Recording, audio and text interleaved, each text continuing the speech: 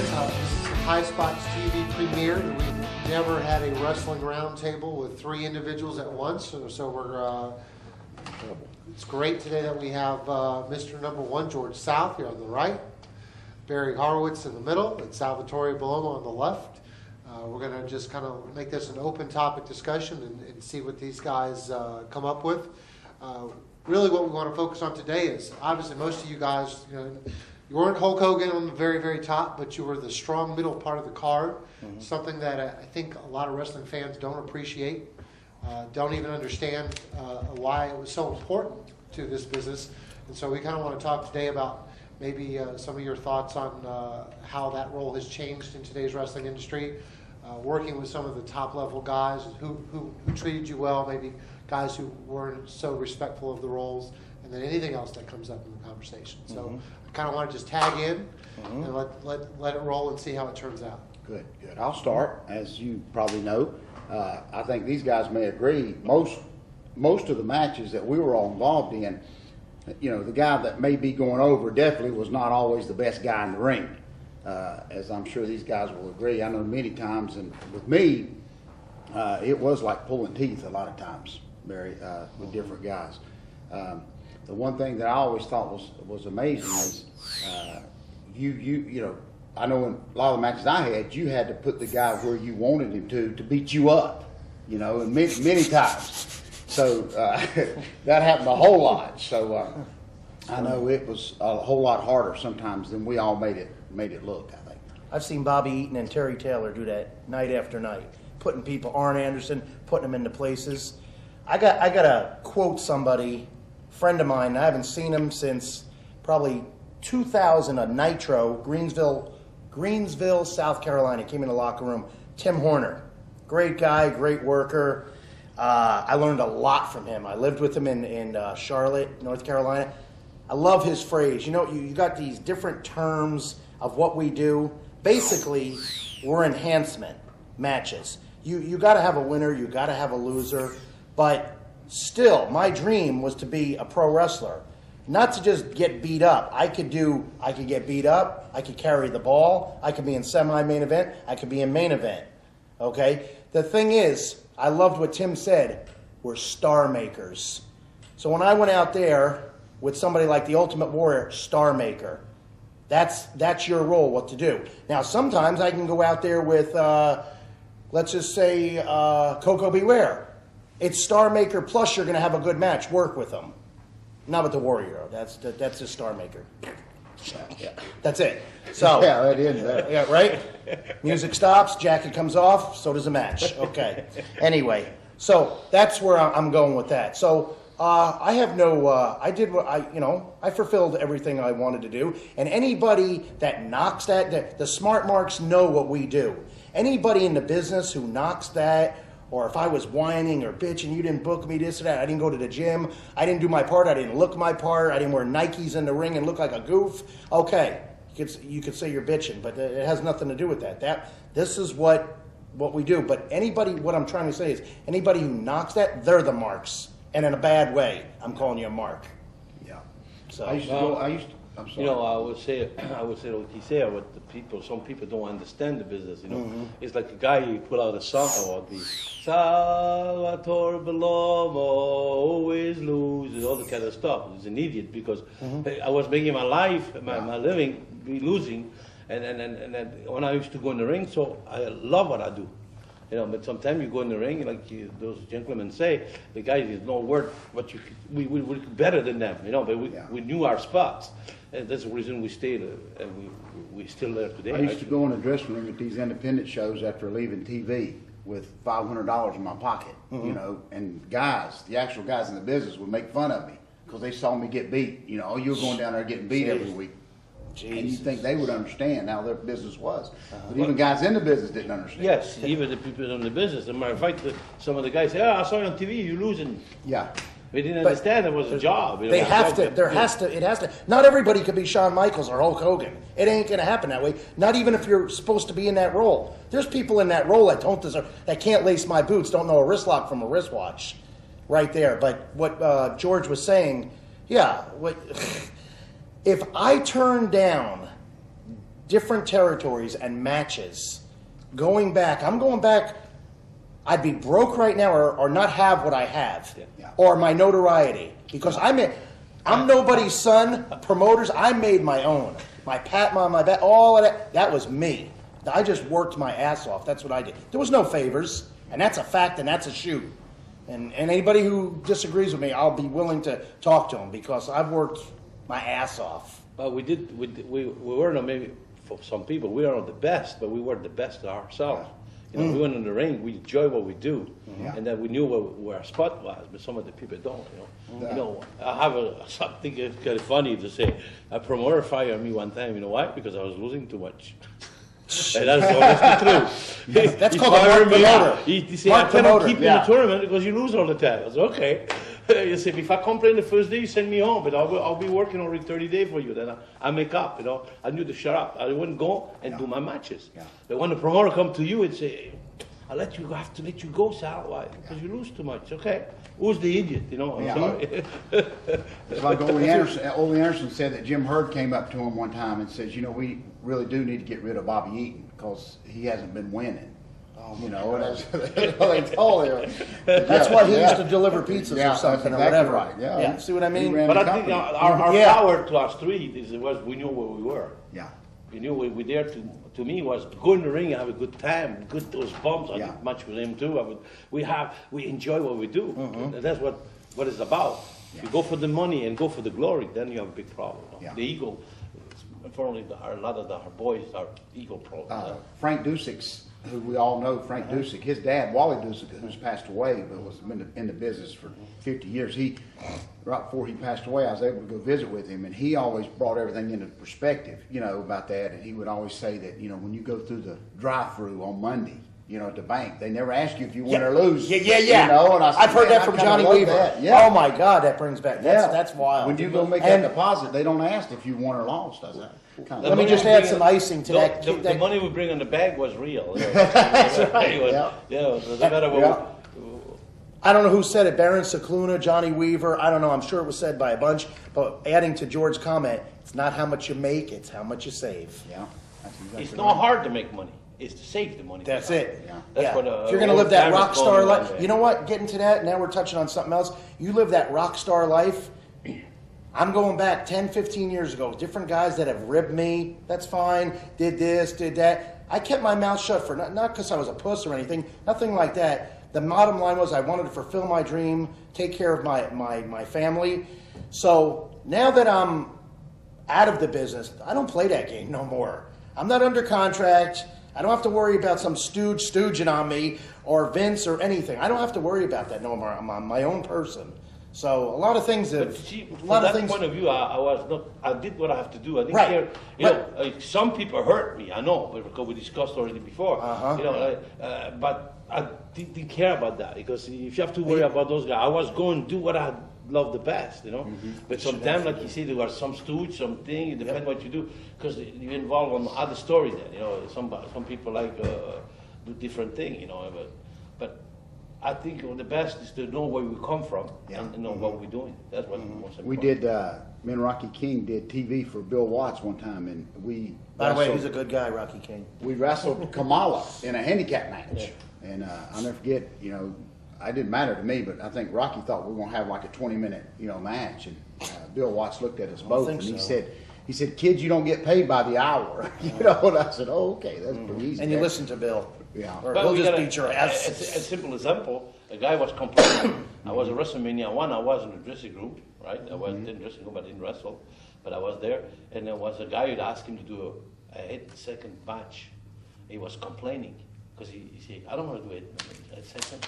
But they want to push King Kong Bundy to be the guy who beat somebody fast. But the guy didn't understand. I don't want to do that. I want to wrestle. You were there for that. Yeah. I was saying, hey, I'll go put my outfit, I'll do it, He didn't understand, but the name is SD Jones. Yeah. That was SD Jones. He was fighting, just going, he said, I hate second match. You believe that? They wanted me. Yeah, but that's what they call you for. Yeah. And if you don't understand, then you get out of it. I was in Nashville for a Thunder, I think it was. I wasn't even supposed to work. And Japanese wrestler was supposed to go against Bill Goldberg.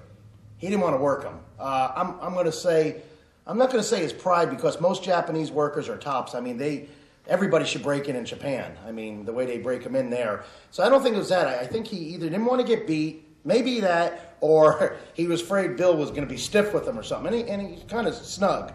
So I could have did the same thing. So what? I pat myself on the back. I turned around. I took the spear. I made a lot of money that night, and I'm a true pro. But at the same time, I can go out there the next night with George, Brady Boone, Tim Horner, Owen Hart. I'll pull 20, 30 minutes main event match. Up and down, high spots, anything you want. That's a true worker, too. And make it look like that, but it's going to feel like that. That's an artist. That's our job. Huh? You know, what to me, I'm Goldberg. I met the guy, but personally, I don't think he should be belong to our business, because he's a failure on football, and then he came to wrestling. Played for Falcons. Played for Falcons, I think. Well, but I think. But he failed there. He came to wrestling. Okay, I then didn't know that. He came to wrestling, and everybody have to bend for him because he was good looking. You know. But right time, right place. Where is he today? Yeah. Where is he today? What he's doing? I don't. Let's say they kicked him out of Strikeforce. I think announcing. He did the Bull Run. He did a couple of movies, The Longest Yard stuff. Yeah. I don't know. Well, I haven't everything seen he him. got thanks to wrestling, you know. Yeah. And I said those people don't belong in our business. And for Lee, we there. You have to do the job for them because the Arts Fair said you have to do what you have to do. I think he was in the power plant, and Eric Bischoff he discovered was. him. Yeah, I think so. And right time, right place. Man, give me that run one time. One time, 1 year. I'll still have everything. Those guys that did it for the money and the glory. You know, we did it because we love wrestling. That's the difference between them and us. Yeah. You know, there's another wrestler, Batista. Where is Batista today? I trained Batista the first time. Trying to be an MMA Alpha's fighter. gym he came. And I forget because Vince, Alpha, he came to the training, he was huge. Yep. He was a bulldozer on your right. And Alpha, I said, wow, look at this guy. Took the phone and said, Vince, I got a guy here. He will make Goldberg look like a kid. Vince, what do you mean? And they took him there, and he told him, all right, stay with Alpha for 6 months. But Dave, they asked him to do wrestling. He loved wrestling, but they asked him to do wrestling. Where is Dave today? I mean, on top of Batista. What is he doing? Well, I'm sure he's made a lot of money. I'm sure a ton. I hope he saves some. I hope he saves some. And he's training to be MMA, as far as I was told. I don't think he got the he's a know. good person. Yeah, I don't know him. I don't know him at all. Batista is a good person in his heart. I don't know him. I know him because I trained with him about 6 months when he was in. When Alpha opened his gym in Hazleton, I used to go train there for Alpha with him, and that Batista was there, you know. But the person is a good person. Yeah. Dave is a nice person. I don't see him going those kind of things. To do those fights, you have to be mean. Yeah. You gotta be a good know. shooter. But you get a run like that in today's society. I mean, even back then, you get a good run, Kurt Angle run, something like that, and you bank your money, you're done after a couple of years. Yeah. Couple I of mean, years. millions. Couple of years more than that. You know, in 1983, Yeah, I made $100,000 those days. That's pretty good. Yeah. 83. I wrestled That's pretty good. 300 Yeah, in those days. You know? and Yeah. $100,000 with WWE, and I wrestled for 375 days. Yeah. So I if you were wrestled making that, about- what was Bob Backlund making? If you made 100,000, 250 Yeah? those days. And when Hogan arrived, was for $1 million. I mean, $500,000. wow. That was the big day. That was the big pay there. And then when Piper arrived, then the Yeah. price came up. Piper was fighting for money. You know. But I'm saying in '83, that's what I did. You know, I was a good run. I saved lots. I mean, to be honest, I bought an apartment building. But what I did, I went back to Germany. I came back. The guy who was in charge of my apartment spent all my money. Then I have to pay all the bills. And then from 90 to 2000, I took what it was left, you know, slowly. But, you know, I told my wife, the pile's going down when it's not there no more, you know. The most money I ever made was filling in for somebody. You know, like when I've talked to these guys, you know, when New Breed, you remember the New Breed? Yes, I do. They came Chris in Champion, Sean Royal, yeah, right? And they were going to give them a big push. Well, they had that major car accident, you know. That's and, right. And put Sean them both bumped it. out. Yeah. Sean, Chris survived. You got a little bit of Yeah, something, but yeah. Sean Sean never did. No, he Never never came come back. back. And that kid had potential. Yeah, both of them did. Right? Yeah, and it just me and Gary Royal, my partner, we Gary took Royal. all their Great Oh American my Bash God. bookings. Wow. So some of the best money, I wasn't even supposed to be on some of the biggest, the most money I made, I wasn't even supposed to be there. Wow. But Gary to me, Royal. to me holy was, cow. like I explained before, when I arrived at WWE, they have planned for me. It's just politics-wise. Some people Yeah. don't like you, don't want to wrestle with you, this and that. But but then I explained to him also, when Hogan arrived and Snooker was there and those big names, you understand. If I say today, hey Barry, they screw me up, but they put Hogan and stand on me, I would look stupid. You're supposed to be the Hogan. Like I say, I'd be stupid to say things like that. You have to understand that Hogan was there and Snooker, those, and then one time at WWE, after they have 100 guys there, where they're all big names, Jake, Macho Man, Beefcake, Hogan, Piper, Ondorf, Paul Ondorf was DiBiase, one of my brothers. Orndorff. DiBiase, all those big names. You know why? Because Vince have Bruno, one guy, only champion, and he control everything. Then after that, I'm going to have lots of them. Then in one go, I'll still have the other ones. That's the politics. Correct me if I'm wrong. I heard this, that they were going to push you as the next Bruno. Yeah. That's what I was told in the locker room. Supposed to get the Am I right? Intercontinental champion. Okay. Then That I that heard was right. I said never by- got to ask you that. But Andre told me that. And then, so you know it's the truth. Yeah, it was- The boss said it. Yeah. Yep. He told me because, and then what they did, the guy who had the belt at the time, he didn't want to wrestle with me. He didn't want to give it to me. Simple. Like, no, the truth is That I don't understand either. No. Yeah, you when I dropped the Florida heavyweight title to Kendall Windham, I wasn't even asked or nothing. You do it, Yeah. and that's it. Not Well, ask. Oh, you're not going to do it. You're done. Yeah. Get your boots and get out. That's the way it you should remember, be. You hang around those days, 82, remember? Uh-huh. It was different also. We used to get the big book. And Oh, then yes. You open the big book. Yes. Massachusetts. Yep. Boston, And Massachusetts. you write it down. And you have to You write write your it name, down. Right? It was And then the name. Angelo Savoldi. Savoldi, and he had brothers. Oh man, you sit at that table and you got to be, and he go like this, and I'm like going, more book. I'm pleased with, like there'd be like 3 or 4, Yeah. and then they started to Then progress. what I it was is, happy as hell. Vince is there. Yep, they all Vince seen his Senior. book, and the guy opened the page. Yeah. Oh Big. man, I'm wrestling Bellomo again. Wow. Joke 1, joke 2, but it was all the time. Really? Oh yeah, but you know who I that never. was. Yeah. You know who that was. I mean, and I think Vince in the end, but then they took everything away and then bring That's up not- Tito Santana. That was, I think I but you learned know, early but you know, there. I will not change Just- anything in my life. Yeah. I would say, oh, I wish I was the champion. No, because everything I have today, I'm happy. Yeah. If I change that part, I would change maybe sooner. Maybe I Yeah. don't have my wife, I don't Yep. have my kids, I don't have my school out in Yeah. Belgium. Then you cannot. You take what it is, you know. You know what? I could get up every day in the morning and look at myself, and I'm shooting with this statement. I was in the business legit, contract, working full time. That was my career. 20 years, 21. Every day I could look in the mirror. Never cheated on my wife. When I got married, I've been married 25 years. Never any favors. Did whatever they wanted. I don't do sexual favors. That's not me. But whatever they want, whatever they wanted. And who knows, maybe if I got juiced up or something, I would have got a bigger push or this or that. Oh well, I don't know.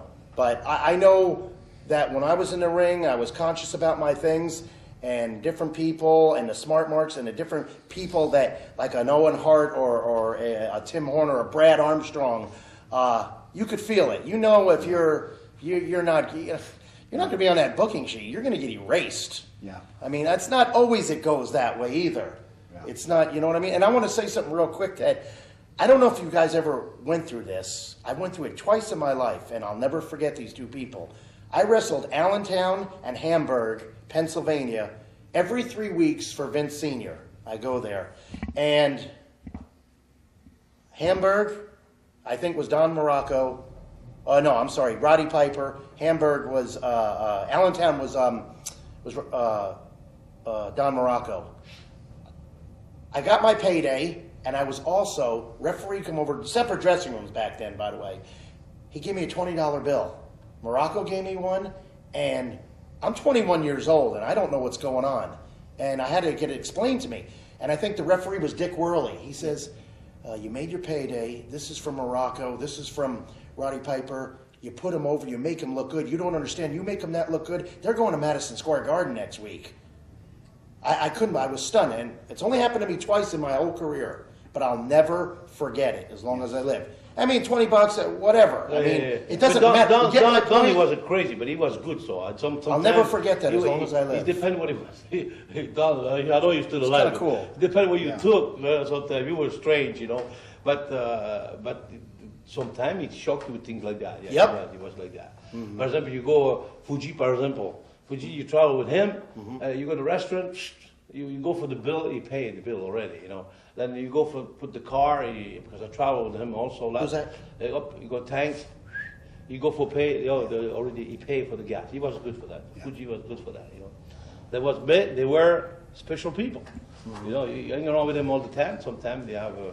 See the thing I miss, guys, is it's gone forever. Is there was no I mean, it was jealousy, but but if Barry got a push, I was happy for Barry. If Mr. Bellomo got a push, I was happy. It wasn't when I said that should. I never said that should have been me there. Yeah, but some they do like that. Yeah. Not me. I said if Barry was you were working Ric Flair, I was happy for you because I knew that we're all going to do good.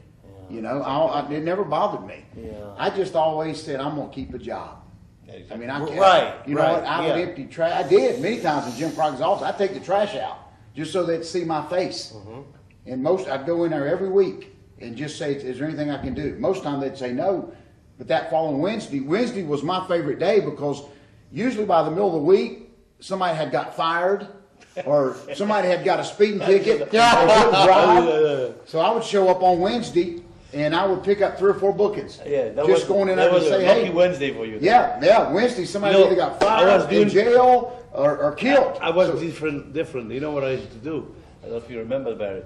I used to go to the TV there at 11 o'clock and stay to 6 o'clock and get no interview at all. And then sometimes we give you 2, 3 interviews because they see me hanging there all the time. I say, if you're not hanging out there, if they're looking for me, I'm not there. You know? And then they used to make a joke of it because I was there all the time. But I didn't care because I was looking those guys do interview. You know, when you see Hulk Hogan do interview all day, the day go fast. The man, he was, he was an interviewer. When you listen to him, man, it was different. You know. But somebody would say, "Hey, Bellomo's always there." And then they used to make a decision. "You got an interview today?" "No." "Oh, I don't care." But I want to see what's going on, and I put myself where they're supposed to. Some people stay in their room, 11 o'clock, stay until 3 o'clock in the bed, and don't get up. You know, I used to go to. Well, see, you would get discouraging because we would do our job, and then they would bring in some guy that you never even heard of, and then you'd say, "What about me?" That's what happened with me. When I arrived, I was known from nobody. I arrived, I went from Belgium, I come from Europe. I mean, Hawaii, I did all Oregon and all this, but I never come to the East Coast. When I arrived, I never forget, everybody, "Look, who's that guy? Nobody knew me at Those all." are the ones I wanted to outlast the most. I said, "Man, I'll be here long after they're gone." And most times, that's how it would end up. The Rolling Stones said that, man, on my side. You know, touching on that, I used to, no matter what, when I was working for Vince Sr., but mostly Junior, when it was WWF, you got to be at that building for TV at noon. Yeah. And if I'm late, or somebody in my slot, I'm getting fined or something. Somebody else is late, up there, it don't matter. You can come in at, taping starts at 7 and you're getting there at 6:30. Okay, whatever. I get there on time, you do the catering, whatever. I look at the sheet, maybe I'm a dark match, maybe I'm first, I'm oiled up, I'm ready, I'm at the gorilla position, your match is canceled. I watch guys, bitch, do that. I didn't say shit. Nothing. You know why? Fulfilling my dream, one more day my body's going to last without taking all those bumps. And another thing, I got paid for putting on my boots that it would take somebody a week to make that. Yeah. I didn't care. You know how many times? Hundreds.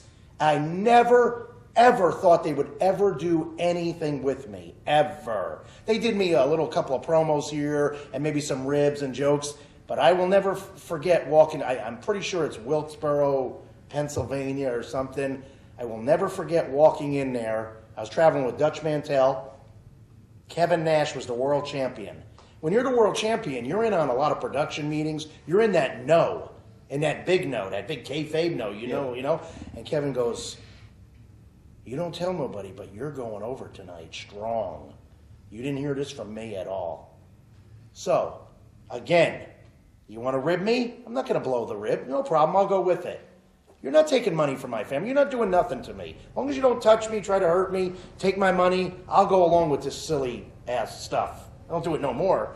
So, Pat Patterson calls me into the lunchroom, and sure enough, I was shitting bricks. He's telling me this. We're going to do this thing with Skip, blah, blah, blah, and you got to catch him with something quick. Skip, the Body Donnas, God rest his soul, and Sonny. And he's a good guy. Chris Candido. yeah. I'm sorry. Chris Candido. I'm sorry, okay, Skip. yeah. You know, I remember, and I was just stunned. And what they wanted me to do was, and it made me feel good too as a professional. I just went for it too. They said, "Oh, we want you to do an Oklahoma roll." Oklahoma roll is an amateur move Jerry Briscoe used to do. Everything. I did it, but I wasn't really, but nobody, and I used this in high school because I wrestled in high school and college for 4 years. I wanted to do a 3/4 grapevine. It's a shoot move. And I said, I'm just going to go for this. So I go up, the agent, I think, is Mike Rotundo, and he's a shooter. I said, Mike, do you mind if I just do that instead? And they didn't mind. So I said, God, because I wanted to be different. Yeah. You know, and if they said no, I do whatever they want. I don't care. Well, anyway, I did it, blah, blah, blah. And I got about a year or two run out of that. I mean, Royal Rumble, was the captain of my team at Survivor Series. I mean, made a shirt, did all this stuff. I never thought that, but still, I mean, I was overwhelmed and so forth, but I kept grounded. I'm still not going to follow these guys and do that and do that. And if they don't like that, I went through that crap in high school. I'm not a follower, I'm a leader. And I tell that to my son too. I don't follow nobody. I'm a leader, and you want to talk now and back and then, I'm a different age now. I don't even want to talk about it. I mean, first, I'm a grown-ass man. It's too immature. Those games are over. So I just wanted to go there, what you guys were, you know, and it's basically what we're saying is we're paying dues. You know, you guys, there's some guys that just got to win a championship belt their first night in, or beat Hulk Hogan, or something like that's bizarre. My opinion, everybody should be broken in Tokyo, and the company should be all Japan, like the young guys do there. And you come back to the States, you'll have some friggin' respect. Or go to Kansas City for 6 months, but that's for most. Oh, that's a whole nother story. Yeah. I didn't go Kansas City. That's a whole other planet. I never worked for that. I never worked for that territory. No. Yeah. I did Oregon, California, Hawaii, and then I did New York, and I didn't go. I did Florida, Jarrett Promotions, WWF, Jimmy Crockett was my first. Vince Sr. sent me there. That's when it was Mid-Atlantic Championship Wrestling. Steamboat was there. Youngblood, Ric Flair, Harley. I mean, I'll tell you what, I've never seen so many stars that was in Charlotte's territory and Florida. Yeah. Anybody who was anybody from Hulk Hogan, everybody went through those two towns, those states. Yeah. Snooker. Right? And Texas, too. But Snooker came from. Big. Oh, Snooker was awesome. Yeah. Oh, my God. I remember you went to what a great man, the guy trained for months and months for the contest. Jimmy go there from nothing. They go there, he win the contest. The guy was disgusting. What a great guy. And I mean, all Samoans, they love you, and they like athletes. They don't like posers. They don't like prima donnas. And they like you in the ring. It's like this. And if they don't like you, it's like that, and it's painful. Yeah. And I've never had a problem with any of the Samoan wrestlers. And I've got a lot of friends. I love Snuka. I love Barbarian. Yeah. I mean, these guys are. But to me, Alpha Sika was the guy. Oh yeah, yes. Alpha Sika were the guy where they were my bodyguard kind of. They screw with Bellomo, they screw with us, because I was in Samoa with the family, and they want to arrive here. Sika was special, Sika. Hey, I know you, baby. You went to see my mom there in Samoa. And if you friend with those guys, Yep. They respect who works. Right. They're not just friend because friend. But if you don't work, he tell you. But if you who work. You can't work though. And when I worked tag team with them, man, they used to. It was a pleasure to work with those guys. Yeah. Good guys. Touching on the subject, you mentioned the Samoans, but I want to give an opportunity because if we came up with a list of maybe the 100 greatest wrestlers of the last 25 years, I'm positive that at least one of you three have worked them. maybe more than one. Maybe all three of you worked those guys. Yeah. I want to give you a chance to talk about some of those stars who were maybe the most generous in the ring, the most respectful, and then also maybe some of the guys who probably weren't as nice. In a conversation. I've had.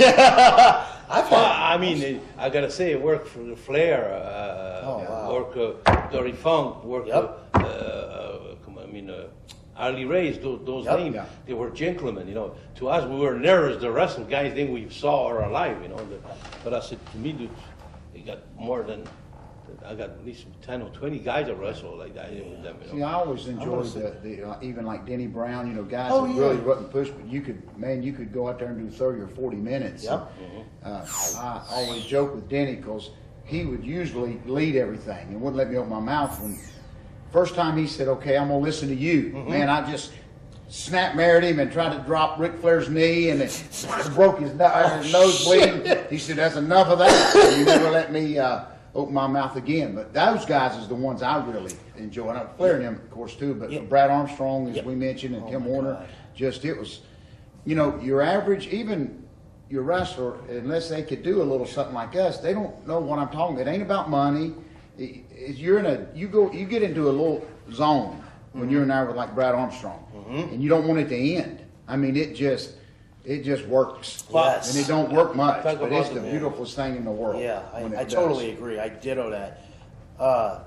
Guys, my top ones that would never say a word. I was stunned when I first worked with them too. Like, aren't you going to say something? The heel leads the match. But Brad Armstrong, Scott Armstrong, Tommy Rich, Tom Zink. Tim Horner would go back and forth a little bit because he could do either or. Yeah. But I'm talking Brad Armstrong. They don't say nothing. Yeah. They let you lead. Yeah. They don't want to say nothing. And you're talking premier workers, in my opinion. Armstrong boys, but that's old school technical wrestling. I'll go without. I'll do it right now. I'll go a half hour, an hour with any of them. But that was phenomenal and bullet communication. What's it? You know what's that? You have those guys that have the chance to get communication, body communication. You don't have to talk with them. Yeah. It's instinct, you know. That was, to me, one of the greatest matches, and he's qualified on a DVD. It's Paul Orndorff, Salvatore, Bellomo, Madison Square Garden. One of the best 20-year match, and the 20 match of the century, they call that. When it was a match because I knew I need to push Paul Orndorff because he come with him. But it was one. Paul Orndorff was. He was a bull of energy. That guy. He's perfect.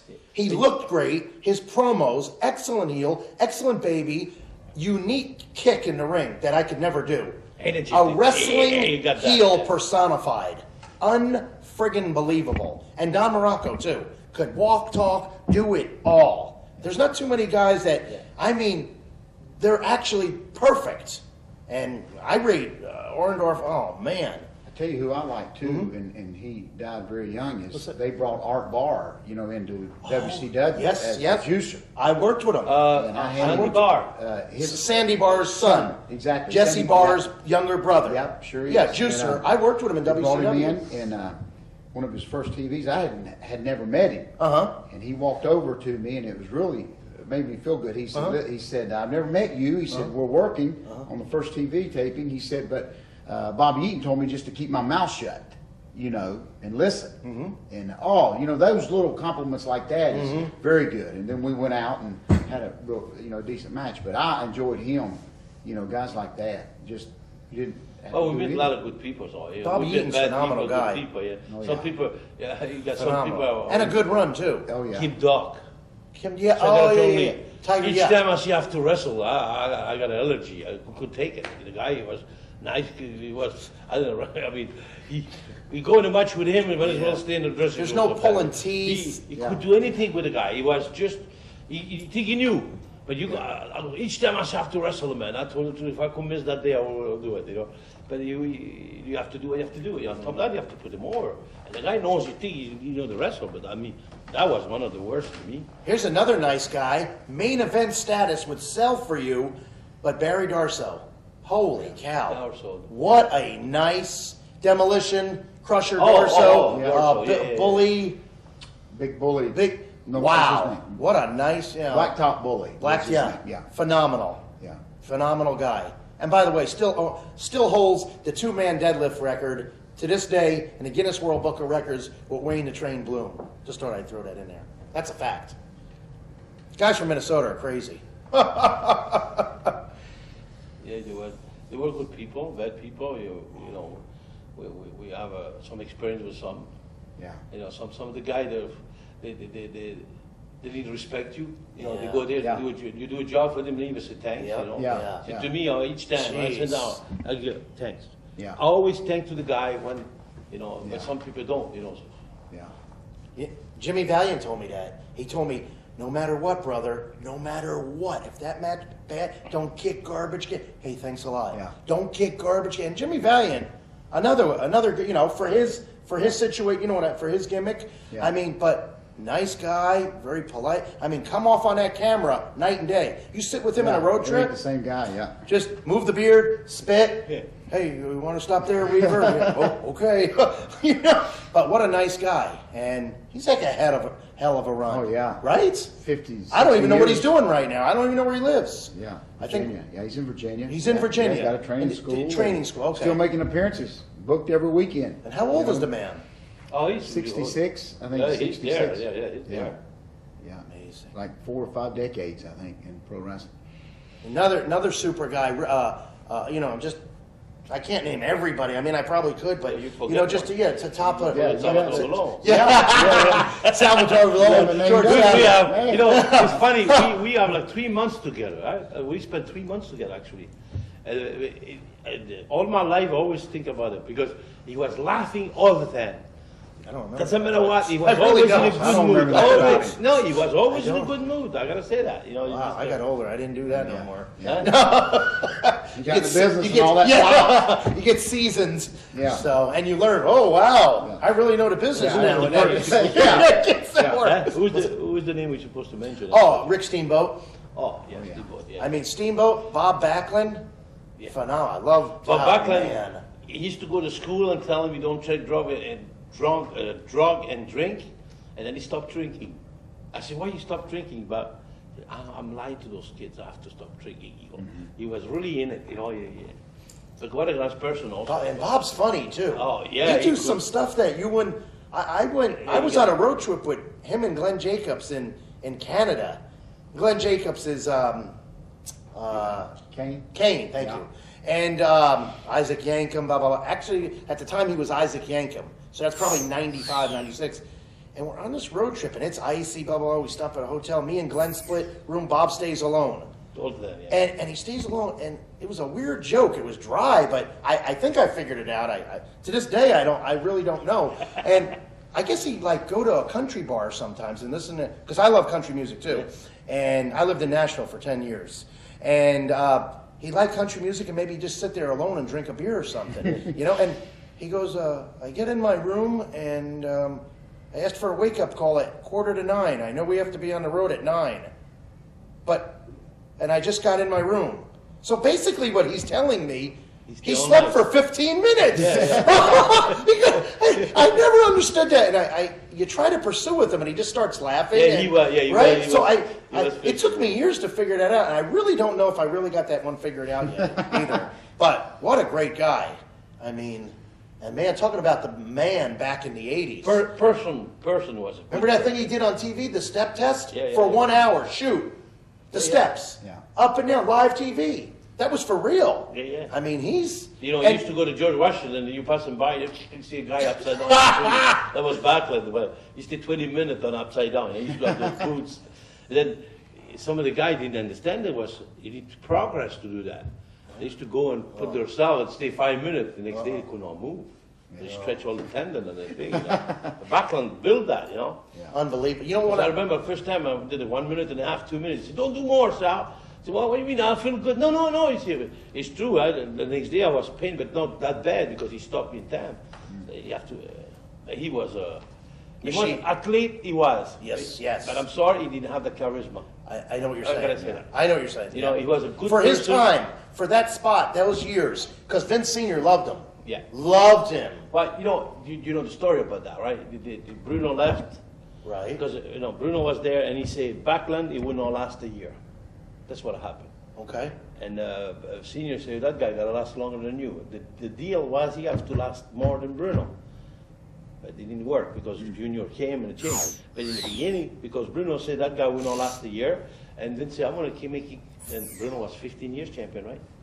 Yeah, a long time. Huh? Yeah, And they wanted to push Backlund all those years, but he didn't have that charisma Hogan have. That's it. You cannot take that away. No. Hogan, see, Oh, Bruno yeah. bring all Italians, right? What's that? Atlas bring all Oh, the yeah, Italians. yeah. And Hogan bring everybody. Yep. That was the difference. Well, yeah. Hogan, you put him anywhere, you'll fill up the arena. The music, his look, his charisma, the everything. There's another. Hey, in Europe, when you talk about wrestling, everybody say the big blonde guy. That's all Yeah. they say. They don't say anybody else. They don't talk about not Yeah. only him. And Because they saw in the movie also. And you see him work American style. People don't notice unless they looked at Japanese tapes. He could drop kick. He could arm drag. Yeah. He did it over there. Because another thing, you can't wrestle. You're on a bus the next day, by the way, if you work for a good Japanese company. I don't believe that either. What's that? You don't tell me Ultimate Warrior was a wrestler. Right? Do what now? Ultimate Warrior was a great wrestler. Right? Who said It's that? his I'm number telling one you. pick. I think. I don't remember that. No, I say, you say, if you know the wrestle, they send you home. Right.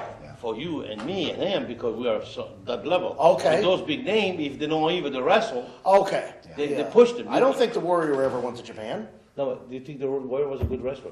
Do I think he's a good wrestler? No. yeah. Oh. He was did the rope, but he have a charisma. Charisma. You Yep. have that what you need, What you need to fill up the chairs. Right. Yep. Yep. We have the fill up. In that era. Now, it can't get pulled off today. No. No, because the people are smarter now and they want to see more wrestling. You can't just go out there, shake ropes, and clothesline. You do that with Vince's thing, those people will. But come on. Why this has happened since Mysterio came. Rey Mysterio is the one who put the wrestling lucha libre. See, they don't call it wrestling anymore, Barry, in case you didn't know. I thought that's what it said on the marquee. Yeah, not anymore. It's Okay. What's it? entertainment now. I Yeah, see. as of last Yeah. week, it's entertainment now. Oh, really? Oh, That's yeah, last yeah, week. I yeah. missed something That's- then. That's the shoot. Why don't Okay. F Hang on. WWE. Why? Wrestling, World Wrestling Entertainment. Yeah.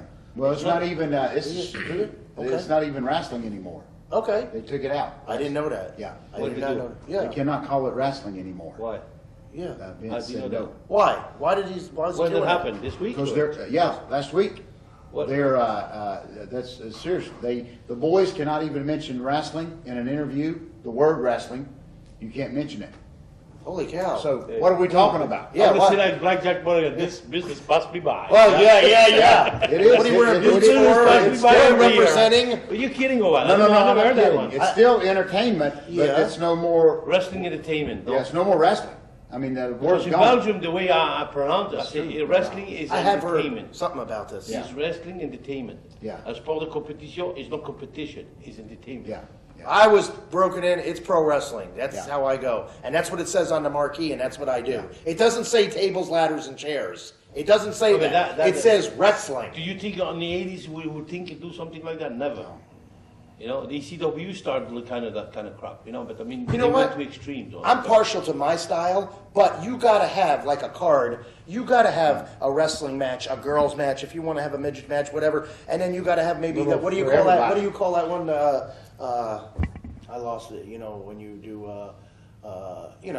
Baseball bats and hardcore matches. Okay, you can't knock. I'm not gonna knock any of that as long as you do it good. If you're hardcore and you do it good, fine. That's your spot on the card. I'm not interested in that. So my card, I want to be a wrestling heel. That's what I love. So I'm on that for that, and that's what I'm going to do, and that's what I like. So you can't really knock anything, Yeah. unless Why- classic. I call it stealing. What does that stealing mean? That means somebody you don't even look the part. You can't work a lick, and you're getting paid. That's wrong. Yeah. It's wrong. Yeah. And it goes in all walks of life: Hollywood, You know- singing, everything. If you talk about all what you just mentioned, all the ladder match and all those things, it's not part of wrestling, yeah. They just put that in now. It's just the evolution of wrestling. They have to have table, they have to have chair, they have to have ladder. But it's nothing to do what we used to do. But did you notice if you watch TNA or WWE, you're still going to see tackle, drop down, get it again. Yeah. You're going to see that arm drag. You're going to see that old school fireman's carry. Yeah. You still will. Yeah. And people like it. Yeah. They do like it. Yeah. They love it. But unfortunately, because it's an art form. They slowly take that away. Yeah. Because when you look at a hardcore match, Yeah. the guy hit the chair, the table, Yes. and it's not. To me, what I love wrestling is going down the ring with a guy, Lock up. try locked up, take a hand drag, he give you a hand drag, take his leg through. That was the action in Tell the a ring. story, work a hold. But when you do a match Go to pin hardcore, him. Try to pin him. today it's not. I did some because I didn't have a choice in ECW, but I didn't want to go that extreme like Yeah. that. ECW was too much, Yeah. They put in bomb one time. Yeah, the bomb exploded such a minute. The bomb came 10 seconds earlier. The guy was on top there. They did a lot of stuff like that, like a bomb is supposed to explode in a cage. Yeah, just some of that stuff. That's where you Yeah, get the you must see cartoon it and the before. entertainment thing, and that's where you But almost. the problem is the demand of the people. That's the problem. The problem is not really what the promoter does, because the people want it. Yeah. When you say a lot of match, the people go see that. A cage match, in the old day, in our days, a cage match was the apotheosis, it was the biggest thing, Like, you know what? Vince Now it's- Vincino told me they did cage match in the old day. Do you know what they used to do cage match? Because when the guy they want to go down, the other one they want to do 1, 2, 3. You don't want to go 1, 2, 3. They put it in the cage, then you go out the cage. Then they would. Yeah. That's what. First one hit the floor. Yeah, Yeah. that's what they do. One of the best one I've ever seen on TV was Orndorff and Hogan. That was cool. What a finish. They both hit the floor Yeah. at the same time. That's what you Is think. that not cool? That's what you think. Oh, right. But it was cool. You worked though. the whole afternoon to do Right, that. they did. Yeah, right. Oh, At the dude, time I did it. I Did was you see there. that, I remember George? that. That was good. It was on that. Remember the show they had? It was It was three states. It was Los Angeles, Chicago, and Minnesota. I think the 3 states. When he did the WrestleMania, I think 3 ways. Yeah, it's cool. But they worked all afternoon to get sure those two Yeah, you fucking get together. That was cool. Never been done again, I don't think. No. I was talking to George before we got into this thing, and we were talking about, sometimes you'll see your name on the booking sheet, and you'll see who you're up against, and you go, oh, no, Yeah. not him. Many times. Yeah. Share your story. Yeah, That's what I'm saying. Gim Top was the one. For you, Yeah, yeah. Oh, to me, was Gim Top. When I see, and in Europe also, some other wrestler. Here in the States, I would say, I didn't have too many. I didn't like the wrestler. Ultimate Warrior was for me. I didn't Was it? He hurt me more than I can. Like even what? imagine. Like how did he hurt you? Seriously. Like I shared with these guys, they used to be a good kid. Bob Emery, I don't know if you remember him. Nelson Royal trained him, good body. And he went to do TVs and Ultimate Warrior. When he clothesline, he never looked at you. I mean, he'd Yeah, just he look didn't away. look at He'd you. hit you here in the stomach, the neck. And the match before mine, the hour before mine, he clothesline Bob Emery, boom, blowed his shoulder out. So I'm in the back, not thinking, wait a second, he may not, I'm gonna block it or something. I'm gonna do something. So he goes to clothesline, and I threw my arms up, and he hit me so hard that my elbows left a print on his arm. And of course, he cussed me out, but he didn't dislocate my shoulder. I like for you to know that, Greg. But he hit me so hard, and then still knocked. I thought I was dead. Just from the power of it. We came to the back, and he cussed me. I was just trying to get out alive, but he cussed me and blamed. And he could get loud and abusive Oh yeah, too. yeah. Said I killed his career, and Yeah. I'm just thinking I'm glad to be alive, And that happened many times with him, but he was the one. I never forget. Terry Taylor came up to me that night and said, "Listen, he can't talk to you like that." He said, "If you want him to apologize, they'll make him apologize." Of course, then I said, "No." Are you serious? Yes. Terry Taylor's there? Yeah, I should Wow. say yes. Please make him You apologize. should've. I know. Hell yeah. So Why not? Some but friggin' see, respect. I used to tell guys, I said, listen, I can make your stuff look better than you make me make it look better. Yeah, If if you you- just let me. Right. And they hit you so hard, Yep. you can't do just that. Sometimes So our this- job was to make those guys look good. They even know what to do for us. I used to tell We them, have to do for them. I used to tell the guys all the time, listen, I'm giving you my body. Yep. I'm not Oh, fighting you in a dark alley somewhere. You know. want to shoot, stay in the AAU, That's exactly NCAA, or go for MMA. That's exactly right. And here's But here's because another those guys thing. have respect for Massa. See, some of the stars think we were jobbers. Yeah, I hate that. I hate well, that. but I know word, that. too. Yeah. But they didn't understand those guys. They need us to be what they are. Yeah. You know, and we need them to do what You know we what do. was You know, amazing but the- is I tell these guys, my guy, Tully Blanchard used to be so stiff, you know, and then he'd throw you out on the floor, and then Baby Doll would smack you, and she'd hit you harder than Tully would. He's a spot picker, Tully And, Blanchard. so what was kind of neat is several months ago I was able to go up to Tully and I said, you know, Tully, you used to hit me way too hard. You know, and he said, well, I was just trying to draw money, you know, and I told him, I said, well, I didn't get none of that money Yeah, that yeah, you were right, drawing. But, see, what hurt me is when you would be, you know, you'd cringe because you knew it was coming. Nikita used to be this way. Nikita would go to sickle you, but his knee would come around and hit you. So, you know, you'd sell here, but then he'd hit you in the throat. So it was the clumsiness that hurt. I mean, if I was prepared, you know, I used to, I tell the guys all the time, I used to come up with ideals, how I'm going to get out of this match alive. And I would go up to, you know, even Sid Vicious, and I'd say, Sid, you know, tell you what, tonight, why don't you just give me a big boot?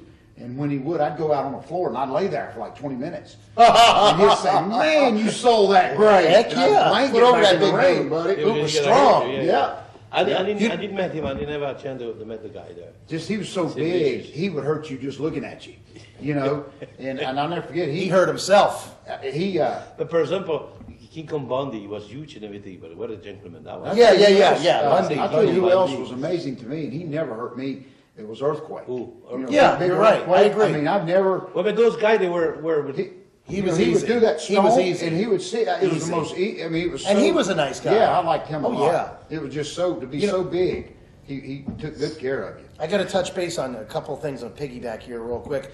You know, you say about workers, like for instance, Ric Flair, he could work with anybody. He could work with Let me go out there and not sell that figure four, not take that hip toss right. It takes two, does. and you need me. That's what I said. You Those guys need you George. respect Okay, now I go and work with Flair and have a good match. It's going to compliment him, and especially he's smart. He's going to sell for me. It gets over. You don't have to trash me. And then, of course, Vince may be saying, "Okay, you got to beat him in 10 seconds." You got to do what you're told too. Yeah. I've had guys come up to me and go, I know you're a good worker, Barry. I really don't want to do this. that. You know, Me too. and some of it was Yeah. BS. I've heard it from some guys, and some of it was for real. Yeah. But what George was saying about that, you're going out there with Flair. You could ruin his career. Yeah. Like instantly. Yeah. So, and as far as getting back, you got me going back. I don't go back this far that often. So I'm like my mind is like full of 1,000 things because you're relaying things to me that I haven't heard in a while. Sal is too, and I'm almost like overwhelmed here. I'm enjoying this immensely. But what you're saying about the Warrior, I'll never forget when I first met him. It was at Kiel Auditorium. I worked with him first match, Dingo Warrior. Okay? Yeah, that was it. I think the only reason he got there, I don't know this for a fact, is before, I think Kerry Von Erich got him there. Possibly. But he Okay, was they were good tight, team, yeah. they were buddies. Yeah. And I was in the shower, hey, thanks for the match, Barry. And he was very polite to me, told me about his marriage, blah, blah, blah. Everything was cool. And then all of a sudden, he became the Warrior and following the wrong people and doing the wrong things.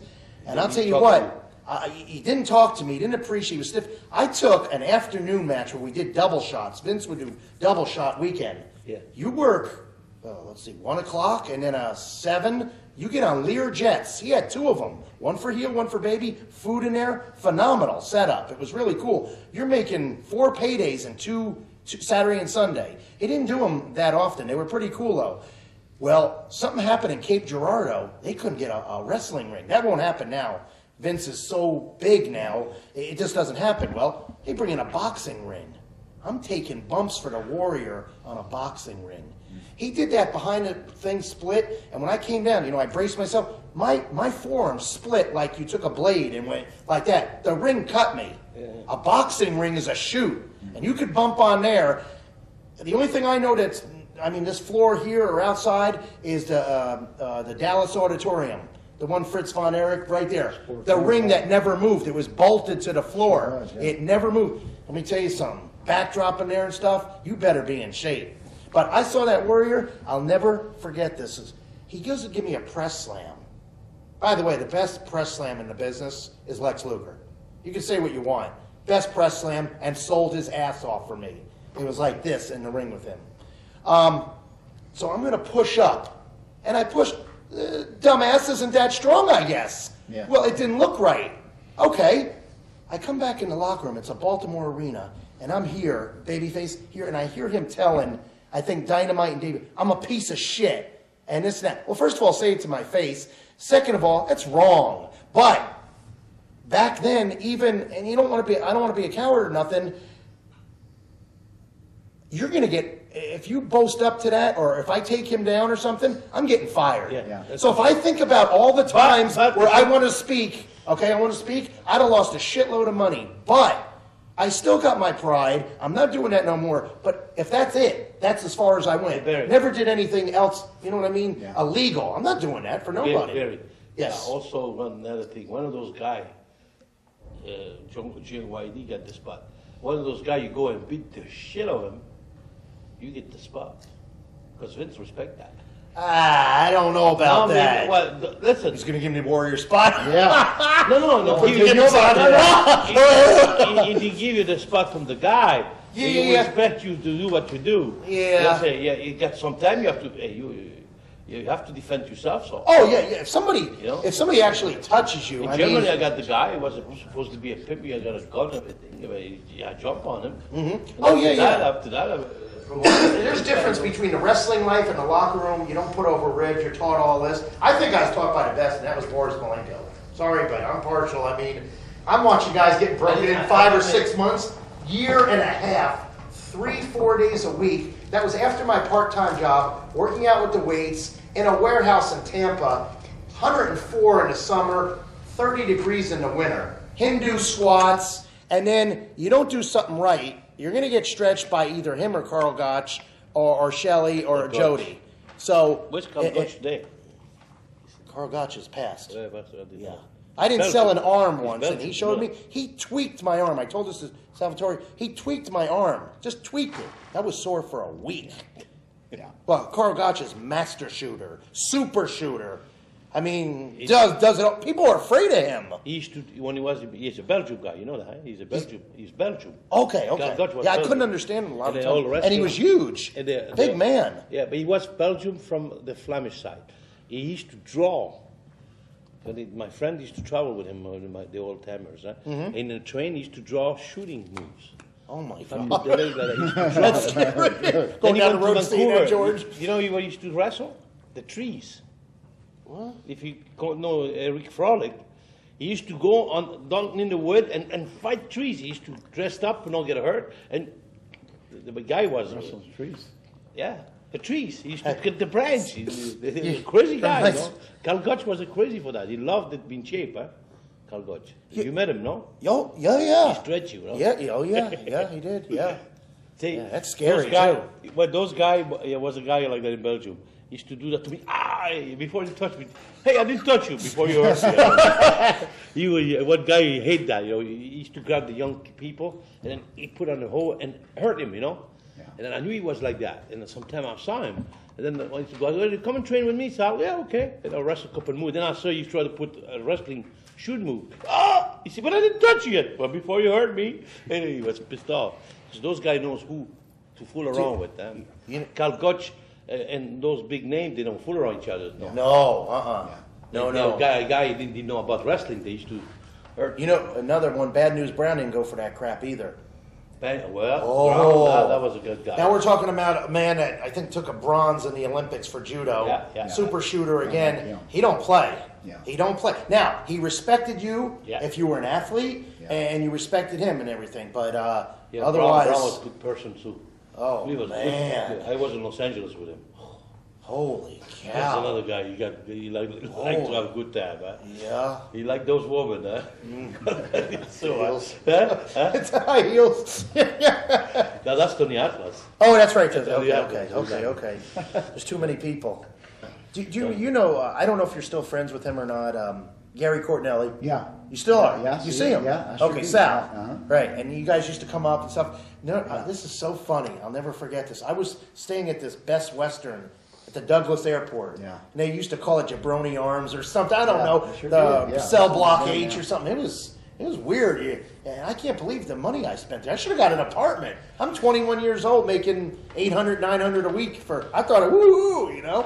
I never forget this. Tim Horner was riding with me, and Gary's out there, and he just started. You know, he was like tight with, whatchamacallit, Gene. Yeah. That was Gene's boy. Yeah. Super, you know, and he was building him as a Bruno. Yeah. Had him dressed like the blue trunks, the black boots with the no socks, and Gary is Italian and had the long blackish hair. And I'll never forget, we're outside the room, and I go, come on, Jim, and he goes over to Gary Cornelli. He goes, hey, I'm Tim Horner. He goes, I'm Gary Cornelli, AAU champion. Tim tells me this in the car. He goes, what a mark! And then of course Gary learned and so forth.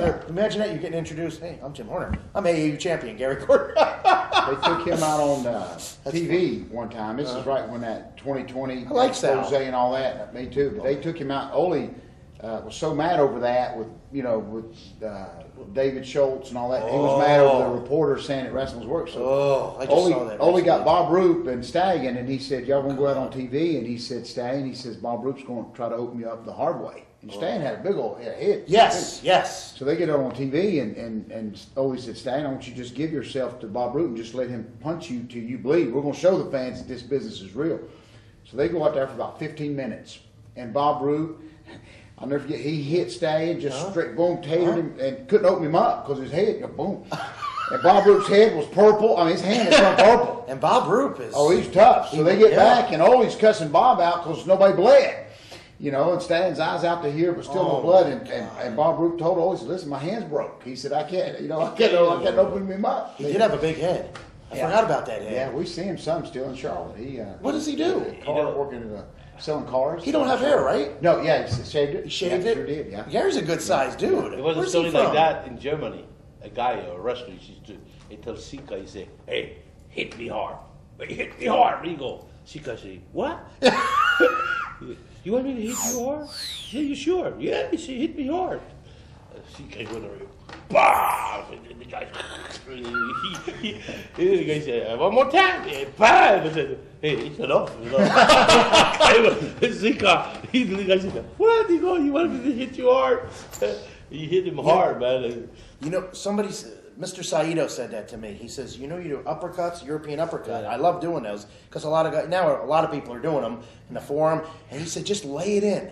I hit him so hard. I think I didn't separate my shoulder. My shoulder was sore. I don't think I've ever hit anybody like that in this business that was like hitting a cement wall. Yeah. Mr. Saito is unbelievable. I mean, he could go too. And he could do those Hindus and he could stretch you. But he's like an armored tank. And a nice guy. Very nice. Right? Well, he was in the era we was together. Yeah. Saito and Fuji, world champions. Tag team champions. See, Ronnie Garvin was like that with me. I mean, the harder you hit him, the easier he was. You know, if you went in there and didn't, real easy, he didn't like that. He'd beat you to death. But if you hit him as hard as he hit you, boy, he loved it. Gene Kaniski. Man, he hit him hard and harder. My hand was blue. I've seen Ronnie Garvin in the dressing room. Another guy too.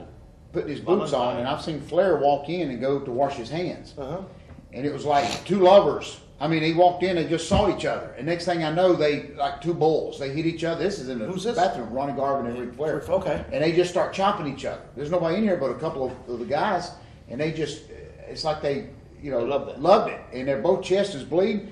Because you can see there's some matches you'll see Flair come out and his chest is already, he'll take his robe off, his chest is already bleeding. Yeah. And it's because they just, in a bathroom, they're a dressing room, just beat each other to death. And I saw pictures of Flair when his hair was short and dark. He was a power lifter. Yeah. He was like 280, broke his back in a plane crash. And this man just keeps on coming. To this day, I'm seeing him take backdrops. Yeah. I mean, I don't know how old Ric Flair is. That guy still have the same energy when he was young. What's that? Flair got the same energy when he was young. And could do the squats, could train, could make him say, I mean, he walked it and talked it, the promos, all of that. I mean, phenomenal. Well, see, that's the thing I miss most, Barry, is the kids that I may train. They'll never experience what we did. They'll never get to work 7 days a week. They'll never, You got to break Only in now. Good wrestling luck. For a small 'Cause- promotion. I couldn't break in right Right? now, Barry. I wouldn't want to break in No, you business right now. No, you. So, It's, I mean, That's different. yeah, you know what? You know what? Yes, you know I what? will walk in as a hobby, yeah. not as a profession. You know, Yeah. you know what ticks me off too? You opened up another door right there, George. Is these reality shows? Let's see. You're going to break into wrestling business, but you're going to be in a mansion. We're going to get your food for Yeah. you. What the hell is that? Okay, that's nice payday and it's reality TV. they And I did know that, times they're have doing that. changed. They're doing that. But yeah, I know times have changed. But believe me, it's like working out with weights. You got the machines, you got the barbell. Still, old school prevails. It's not gonna. But that crap is too much. Yeah. You're They have a paying show like dues. this? You're not paying dues. You're Where? getting picked up by the airport. You're getting to wear these Limousine. T-shirts. Yeah. Come on, give me a break. I've I've seen it. It's been numerous different times wrestling done. shows, yeah. Who Yeah. doing that? Just Well, right different now, television Vince. shows. Right They'll- now, Vince is doing it brand Yeah. new. Austin's in charge. Yeah. They'll bring in a group of I like the way guys. he's talking to the guys and stuff, and I'm watching him hit the ropes, and they're saying it's okay. I wasn't taught to hit the ropes know like that. that. I know that. It's bull. Yeah, I know that. It's bull. Well, the difference today, I mean, you're already different when we start. But when I start, it was you have to be 20 years old. You have to be at least 200 pounds. Oh. They will not teach you anything before if you get those things first, right? Today, they have guys, they are 60 pounds all wet, they think they're wrestling. And when you talk to them, they think they're bigger than Hogan. Yeah. That's the thing, some of the guy, you know. Yeah. You know what guys do? They I don't even know where they break in the backyard, which I'm not. I don't respect that at all. I guess you shave your head, get tattoos, Yeah, and a that's what it goatee. is, You're yeah. a pro wrestler. Yeah. That's BS too. Yeah. Huh. They didn't go where I Well, went. that's because some people they do one match, they think they're superstar, they cannot Yeah. promote, they organize their own thing, you know. Yeah. And I have the same problem in Belgium, man. Some guy that did one match, and the next day you couldn't talk to him. Yeah. He said to me, "That's it. I'm a wrestler now." He did one match, he couldn't even do a right bump. That's the thing. When I started in '83 with Jim Crockett, Johnny Weaver was there, Piper was there, Greg Valentine, That's another guy. Angela Mosca Sr., Jr., Ivan Koloff. These guys were already over 30 and 40, respected and pushed. Me, I'm like Jabron City here. I was 21, 22, and I wasn't treated, and I go, I can't wait. I can't wait to be in this business 10, 15 years like Flair. I'm going to get respected. BS. That's wrong too. Now I'm older and you don't get respected. Yeah. These some guys, I'm not going to say punk- all. yeah, They're a you bunch can't- of punks. Yeah. Like just you had a couple of matches. You don't know a wrist lock from a Yeah. wristwatch, and You can't tell. Oh, it's look at you like unbelievable. you know. You can't tell them, yeah. You try to help, and Yeah, you but say, they- listen, that ain't the way it goes. There's a few that are respectful. The problem today, the young not wrestler many. today, I think is they go see the Undertaker, grab the guy by the neck and throw on the floor, Yeah. and they want to do that's it. But they don't know what it takes to do that. You know, for example, when I train the kids, I make it go up. You can take anybody on the street. I guarantee you that anybody on the street, he can run even marathon. You put him in the ring, ask him to go from outside the ring, go on the ring, go the other side 10 times, he will never make it. And I got some guy came in. That's what Alpha helped me on that. Sometimes you got big guy, and Alpha was sick to get people. Come on, stretch him out. He said, well, we got to do something else. I said, what we got to do? We got to do something else. Our kids here can go 20 times back in the ring. When there's a guy never did it, we do. My kids, they will all do 500 squats. When you do the first time, they do 1,500 squats. They're dead. And then that's the way we approach those big guys that they come. And some of the guys, they respect you. Some say they're mad. Yeah, that's not what I want to do. Yeah, I'm gonna let you do with my kids what you see on TV if you don't train. And lots of the young kids. Jody Malenko told me you can't do 500 Hindus in under 15 minutes. You're not in shape. Flair could do Hindus what? 500 Hindu squats under 15 minutes. You're in shape. I know Flair could do it. I mean real Hindus too, not this half-ass stuff. And another thing, you're getting talking about broken in. Malenko, first of all, I was in some judo school taking bumps on mats like that. That was my first 6 months. Backdrops, getting stretched by Malenkos. 3 days. Let's see, hour, couple of hours. And when I went in the ring, I was like, whoa! I mean, you take a bump like that compared to a judo mat, and I mean full blast. But But what did we teach? I think how to get into the ring, how to lock up, how to take a headlock. That was it. Yeah. That's what I learned for a long time.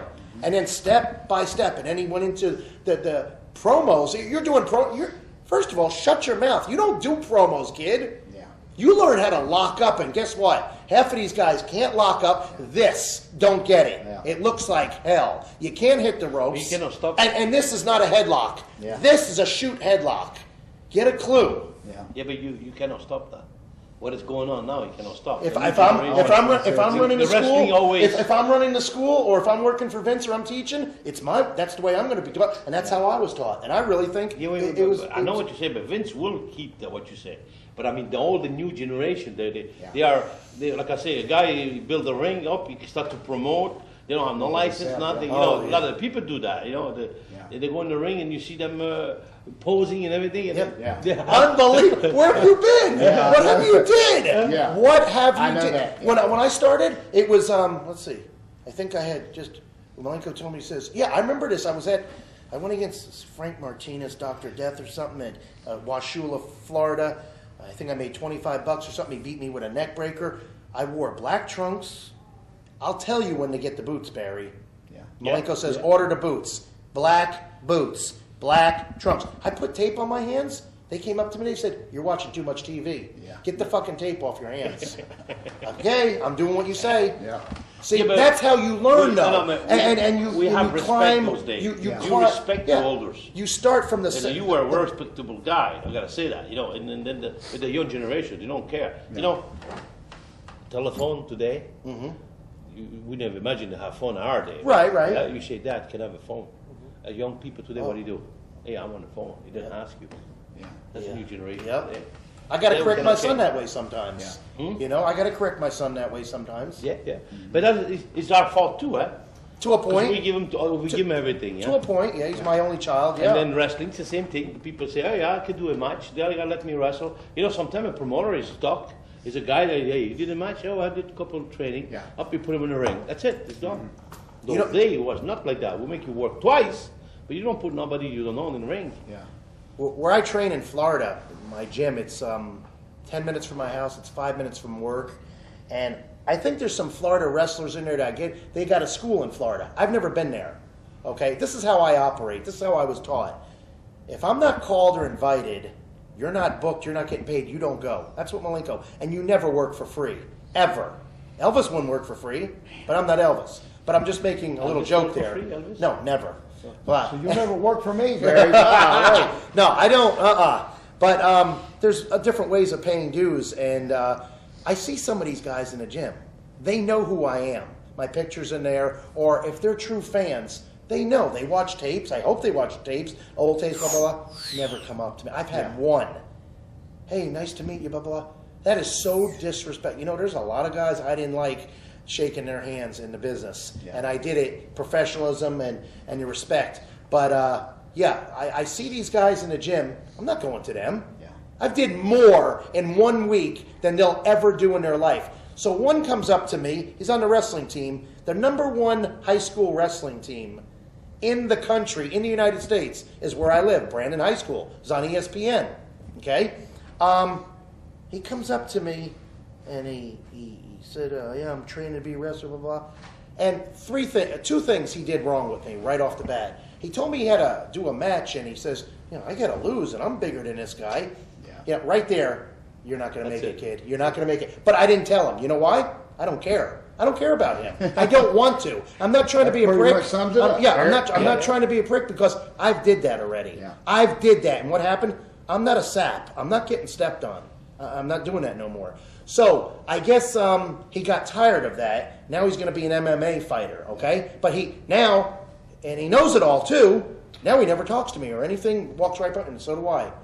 I don't know if you're nervous, if you're anything, but you got to get some guts out and a handshake or something. But these guys are too much.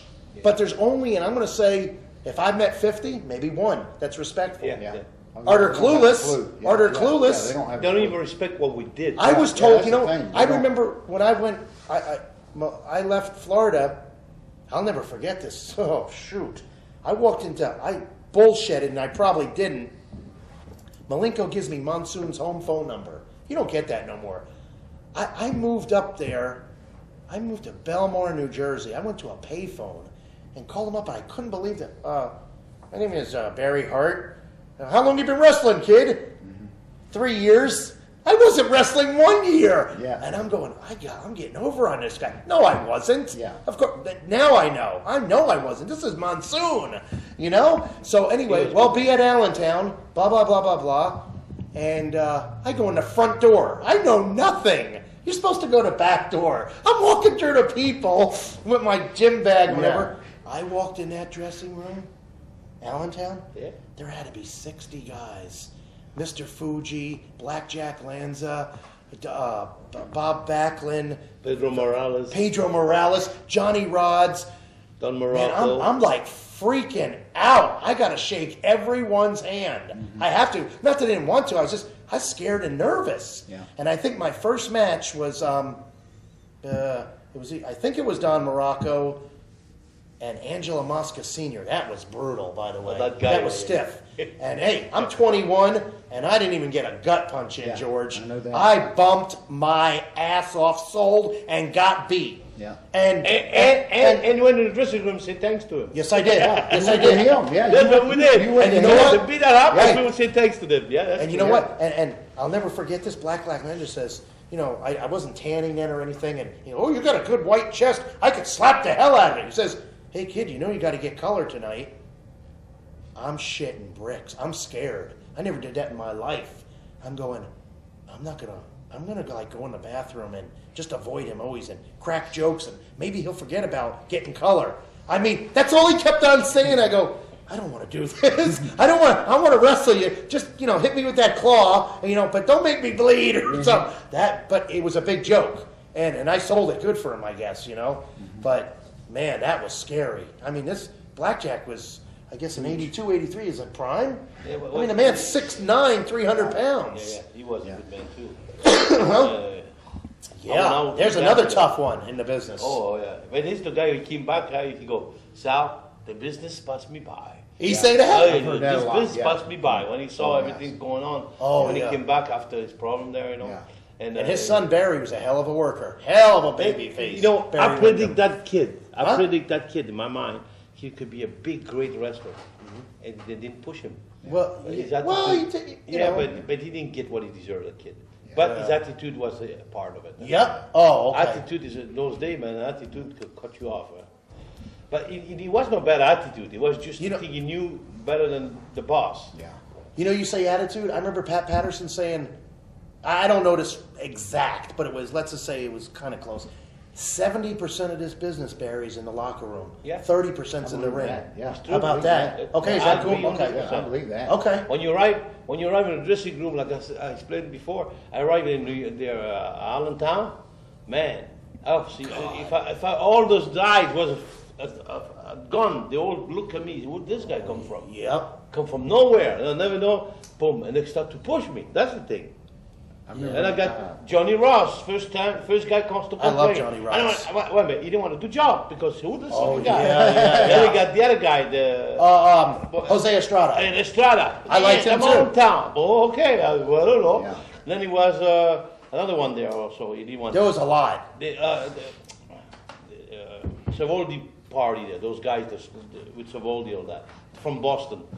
The guy arrived and then they said, "Who this guy come from?" You know, and he was no top shape either, right? And they never have a big body, yeah. But Vince, He carried the weights with him, though. He carried them to the locker room. Huh? The dumbbells. Remember? Yeah. Well, no, He come in. I'm gonna have to talk to Ricky Steamboat because one time Ricky Steamboat concentrated on me. He showed me some exercise. Ultimate babyface. And he's Ricky tried- Steamboat. He's tried, I said, what I should do, you know, and 3-4 months after, he said, you know what, Sal, you better good luck, people. Because he followed me, you know, and I listened to him. I said, what I'm doing to break those arms? I could never break those arms, man. Paul Orndorff goes up to Terry Gibbs. I've been training, you know, because Terry's just like, he's built like Harley Race a little bit, but and all of a sudden Terry started really start tanning, training, you know, saving his money. It was back in 88, 89. So he goes up to Paul Orndorff. Hey, what do you think? What do you think? Paul goes, I think a truck ran over your chest. Terry goes, Thank you, sir. Terry who? It's just Terry Gibbs. Terry Gibbs. Terry Gibbs. The name should tell me, man. He's good. You know what I'm talking about? Okay. Good work. The name Very is- good. it was- Very the good. name Went is- to Puerto Rico a lot with Buddy Landell. Huh? Went to Puerto Rico a lot with Buddy He's a Landell. tall guy, no? But 6'1". Yeah. he was a good Hey. friend of George Scott, if I remember. Yes, Yeah, yes. yeah. Hey, They were in Charlotte. gets off the plane, U.S. Air, 1989. This guy comes up to him and says, "Hey, would you want to work for U.S. Air?" Blah blah blah blah blah. No, I'm wrestling. Blah blah blah. Never. I take it back. From then, he gave his notice. To this day, I don't know. I haven't spoke to him in years. I saw him in Pittsburgh Airport. That's where he moved, got married. I'm going back for a few years. Supervisor, everything. I bet you he may be retired already. Yeah. He From did. US Air. What's that? US Air. Yes. For US Air. But we fly lots with US Air, huh? Those days. And the same guy, Terry Gibbs, he's sitting in a restaurant. This is how cheap he is. He's sitting in a restaurant with Hillbilly Jim. Looks at the menu. Watch this. Looks at the menu. Not me, brother. I'm going to the machine and get a Snicker and a Coke. I'm going to bed. That was it. Yeah. And to that must have went on for 2 years. Not me, brother. I'm getting a Snicker bar and going to They bed. make $2,000, He was- $3,000 a week. Who's that? Those days they make $2,000. Oh, yeah. But Terry was doing good, too. He's just Yeah. a cheapskate. But great guy. Great guy. See, I remember in Atlanta, for the old Georgia Championship, they wouldn't let us, when Ole was there, they wouldn't, until he knew you, they wouldn't even let us go in a dressing room. No. I mean, I remember standing Oh, out in the really? hallway holding my back. Oh, my God. Because Ole didn't know us yet, Well, that's cool. and he'd have us come, but then when they got, Excuse me. we would dress out in the hallway. They wouldn't even let us in the dressing room sometimes. Barry, Until Really? they got to know you. But Ole ran a tight ship. Oh, yeah. And he I liked love he him. liked his I love him. Steiners. He liked his Buzz Sawyer. Yeah. He liked his shooters. Well, Yeah. Sawyer, another crazy guy. Yeah, he sure, yeah. Hey, same high school. Yeah. Same. Shame, man, because Yeah, very. I gotta see. When he wanted to work, State champion, everything. When he He was wanted undefeated. to, when Buzz Sawyer wanted to work, he was unbelievable. Yes. But then the flip side, I seen him hurt a lot of people. A lot of Really? young kids. Yeah, So, I didn't know that. Atlanta one time, this kid come up for TV and he told Buzz, I'll never forget this. He said, "My family's coming in to watch the TV." And he The wrong said, thing to "Oh," he said, "Buzz, can you make me look good in front of my family?" Buzz said, "Yeah." Oh, Well, he God. made him look good. Okay, he beat him to death right in front of his family. Really? Sure did, right there in front of his family. But those guys didn't get somebody else to do them. Yeah. I never liked somebody hit the kid. I know, yeah. Never liked Yeah. that. I stand up a few times in Germany with guys. Cause the guy, what you hit the guy for? As a matter of fact, what's his name? That is the most disrespectful thing. Yeah. Even if the guy can't work, you It's you just- adjust. He went and- to France. This guy. He was from Vince, a young guy. Kid. His name is Kid Cash. Oh yeah. Yeah, he did Nasty the gimmick shit. because he was. Remember Kid Rock? Yeah, yeah. Kid Rock. So he did Kid Cash. Yeah. And Nasty son of a bitch. oh, is he? Oh, damn right. And Really? I was ready to fight him in the Where'd he in come Paris. from? Huh? He come from Charlotte. I don't know where he come Tennessee, from. I think. It's the same kid we're talking about. It was I don't even know if he's in the business because he had that look, and I think Vince used him. Yeah. Right? Then he got a big head on everything. He came to Paris. Yeah. And Kid Cash, I bring that's two of my right. students there. Right? Uh-huh. And I said to those kids, they look after him because that's his name, man. Man, the guy go in the ring, man. They start to beat my kid. My kid didn't understand that. Yeah. Because I tell I'm a kid all the time. A guy hits you hard, you hit him back, Yeah. I don't even tell him that. And he start to beat that kid. One kid lost it. It was a three-way match. That kid, he didn't know what. He came to just him crying because he didn't know. Then they had one stand up a little bit. And then he came after the match, said, "What are you doing?" He said, "Who are you?" I said, "Who I am." It doesn't matter who I am, but hit the kids like that. They look after you like you're an idol, Yeah. and then you beat the crap out of them. Yeah. What? Yeah. What? Then it goes back to what I said. I never understood this. If I give my body to Barry, then I'm trusting him. See, that trust is gone Watch it, man. forever, and it's just, but I would, oh yeah, that's with Barry. But I'd give my body to Sal. Wow! But see, that's the thing. I can knock you out with a working punch. No, with that. That's what Ricky Morton says all the time. Would you please hit me with your, your shoot punch? Your working punch is knocking me out. That's funny. Another good baby face. But Ricky Morton. what I'm saying, Kid Cash, like I say, a name like him, right? And now he's nothing no more. But at the moment, why a young kid? If he's a kid, he's no good. and the staff. Those kids, they were pretty good. They're flying around. The guy started to beat him up because he beat out everybody, but nobody faced him up. Yeah. You know what I'm saying? I told my kids, the guy hit you hard, man, you hit him back. Yeah. That was Valentine. Man, when Valentine hit you, man, if you Oh, don't hit him yeah. hard, he hit you. Yeah. Craig, I like Craig. That was a good You know, you were person. talking about Ronnie Garvin. There's another one. Always look good. Different type of worker, though. Yeah. No high But he spots, liked no to hurt ropes. kids, though. He liked to hurt those Yeah, kids. I've seen. Yeah, I've seen yeah. that, yeah. And he do When, a, and when he he do a, stamp you everywhere, Oh, I hey, was you know, stamping. and Yeah, by the hated way, that. where did Oh. that stamp? You know where that stomp? That was the Malenko stomp. yeah, but It went from him to I think Garvin and Orton, Yeah. but Malenko invented it. The Malenko, that nobody stomp. invented nothing in wrestling. That was between you That- and me. Wrestling is Very 2,000 true. years old. You know, Yeah. That- don't worry about it. That was another thing. Malenko would say, "Guy hit you, you know, in the ring, you know, it was a mistake. I'm sorry," but he says more than two. He says, you know, The third one is no it's- more yeah, mistake, Yeah, yeah. yeah. I had a problem with Tiger Conway Jr. Who? Tiger Conway Jr. There's senior and junior. Yeah. From Texas. They made me Florida champion, and he's just pissed. I'm sorry. That's what Mike Graham wanted, and I'm doing what they want, and I think I earned it. And he's got to put me over, and not the Armory no more. So it's called Spartan Sports Center, which was I think a building off the campus of the University of Tampa. And I'm in there, and Bill Alfonso's my ref. He's got to put me over, and I got the loaded glove. That's my deal. I wrestle, and then when I get the, you get the best of me or something, I cut you off, and I got the loaded glove, and I think he sunset flips me, boom, sit, 1, 2, 3. First of all, I'm feeling some snugness in there, but I'm not. That's okay with me, but I don't detect it. There's nothing before, pre anything, and then Fonzo says, I think he's shooting with you a little bit. So I started laying in my forearms, so forth, blah, blah, blah, blah, blah. And then I defended myself there. It was not a big deal. So when I did hit him, I turned around, and he's up. Okay? No problem, right? Get back. I go back to the locker room. I guess I didn't see this. Gets back. Wahoo's there. You're fired. To you. No, not to me. Not to the other guy. Oh, hell yeah. He's wrong. You should have laid there like I killed you. But you're going to be the strong baby face? Yeah, see, you're an idiot. That's a moron, and that's a mark. So what happened? What does Wahoo do? Fires him, gets the tape spliced where I beat him, and shows it for about a month, but never him getting up. Just me grinding him and defeating him. Okay? Then I worked for Vince, my first contract, 89, go to Sam Houston Coliseum in Houston. I walk in there, I'm feeling pretty good. I got my Halliburton. I never had one before. I got my whole metal bag and stuff. You still have it? No. No. Dave Hebner got me a deal on it, like a $500 bag for $200. I said, I sat down. I got it for 100. And Tiger Conway, he walks in there. I haven't seen him in 4 or 5 years.